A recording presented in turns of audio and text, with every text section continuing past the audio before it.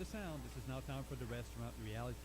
We sell restaurants and is the industry leader in restaurants for sale, franchise restaurant resale, and site location for the food service industry. Our firm's unprecedented 90% of all listings sold is attributed to our unmatched service, knowledge, and professionalism. We currently have offices in Florida, Colorado, South Carolina, Tennessee, and Georgia. This is at Eric and Robin Gagnon, Restaurant Burgers.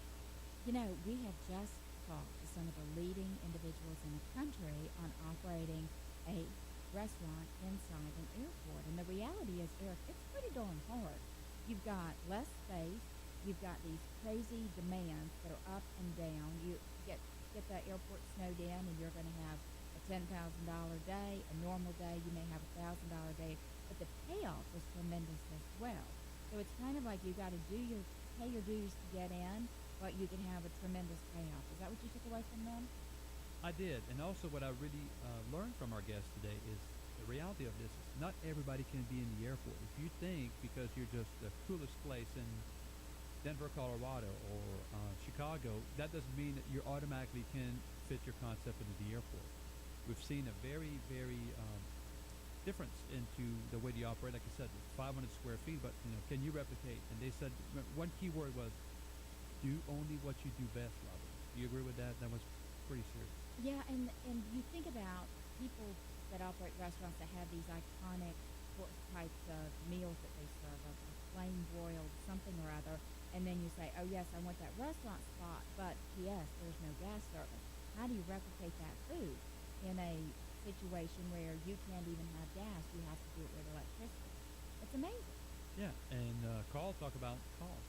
It's so 30 to 50% more to build a restaurant in the airport. So if you take a 500 square foot restaurant, it's still going to cost you the same as almost opening a 1,500 square foot restaurant on the street.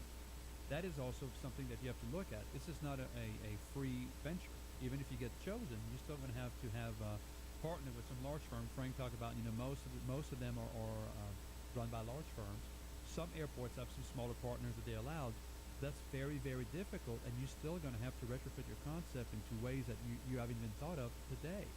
And we're talking about once you're in. Now, I would tell you that getting in is pretty darn tough. You have to be willing to commit serious dollars and time to the bid process. In Atlanta, for example, there was a new international terminal that launched in the fairly recent past, and the competition was incredible. I mean, to the point that some applicants even appealed over the bidding award, saying that they weren't fairly given the opportunity. Ultimately, though, every single protest against the city was dropped, and the bidding process was exonerated. But the bottom line is every one of those individuals had to dig through this RFP, get attorneys, accountants. They had to put up money, like a $10,000 non-refundable deposit. I mean, there's a serious amount of stuff that goes on the front end, even to give the opportunity to actually bid for the contract. And then you may not get it. That's a huge commitment. You're right about that. And also, one thing that we've seen today was the fact that you are now just not only a restaurant in the airport and for your personal gain. They talk about today you are the local culture that some people only see. That is the only thing you are. So you're more than a restaurant. So when you get chosen, you may have the best food in the world, but if you don't have the right cultures and the right history to present to passerby that only sees, if you're in Atlanta, Robin mentioned Atlanta. If you want to do fried chicken, a southern dish, and you're not quite reflective of the entire area, you may not be chosen. So this is more, you're becoming an ambassador for the region more than just a restaurant at the airport trying to make, 3 times the amount of money. And you're never going to have a larger melting pot of individuals coming through that you need to attract into your business. I mean, think about the demographics of that group of individuals walking past in an international terminal. They are literally coming from everywhere and going to everywhere in the world. So how is it that you get them to come in? Just for one more burger is not going to make it happen. Correct. And what we see, it's very interesting because I was thinking about this while our guests were talking is, we all want something known. We go all over the world. We see Burger King, we see McDonald's. Like, oh, I know that. I want to go there. I feel comfortable. But then also people say, hey, the road warriors, they want their Starbucks. They want their consistent. But the leisure traveler wants to have something different. They want to experience a bit of local culture at the airport, which is a totally new, different way to look at it and be more adventurous in their food purchasing. You and I do it. We will choose that one-off brand that no one's heard of for the cultural experience of seeing that new food come to life or checking out a new brand before it's ever made the news anywhere. We sure did. Robin and I were in Johannesburg Airport in South Africa, and we went to see one of the hottest, newest chicken concept trend, and it was spicier than spicy. I, I, I, I never heard of this. It was so hot, but I'm so glad we tried it.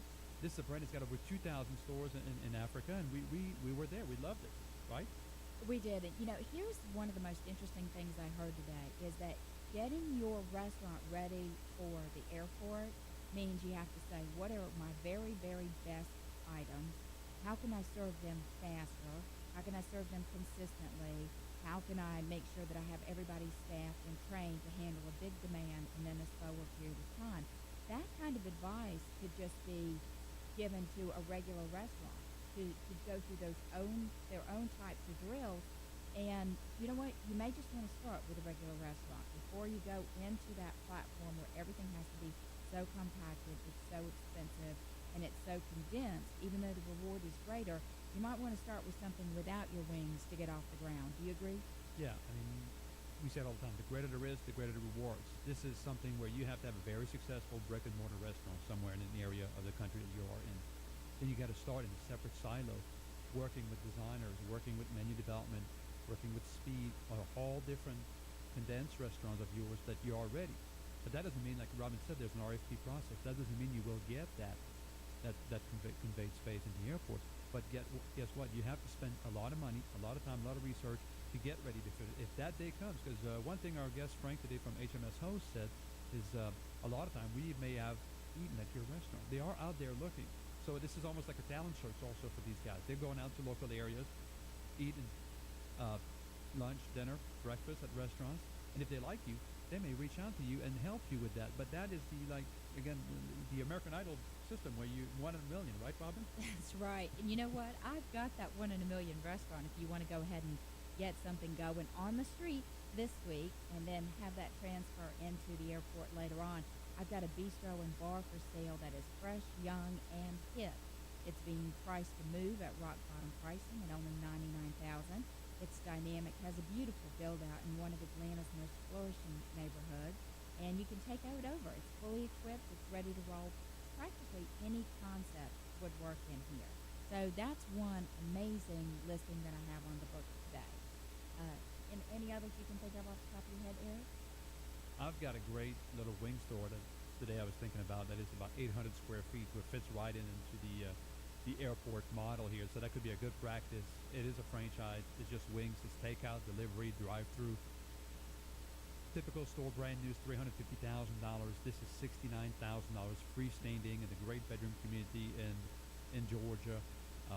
Definitely something that you should test if you like the airport model. This is, I guess, your off-site airport restaurant if you want it, which would be a great opportunity for someone to test the water and get to see if that's the right future for them. And I have another restaurant. This one's in the North Georgia mountains, so that's pretty much as far away from the metro area as you can get, but it does weekly live entertainment, events, features some good food and good drinks. It's a bar. It's Monday through Friday, 5 to 9 p.m. closed on Sundays. I mean, life doesn't get any better than that. All of these listings and more can be found on our website. That's at WeSellRestaurants.com. As well, you can see most of our listings online at our Twitter account. Our Twitter handle is Sell Restaurants, and we also post them to Facebook along with your comments at Facebook.com/WeSellRestaurants. This is Eric and Robin Gagnon. We are the Restaurant Brokers. Today we're talking airports. Stay tuned for next week's show.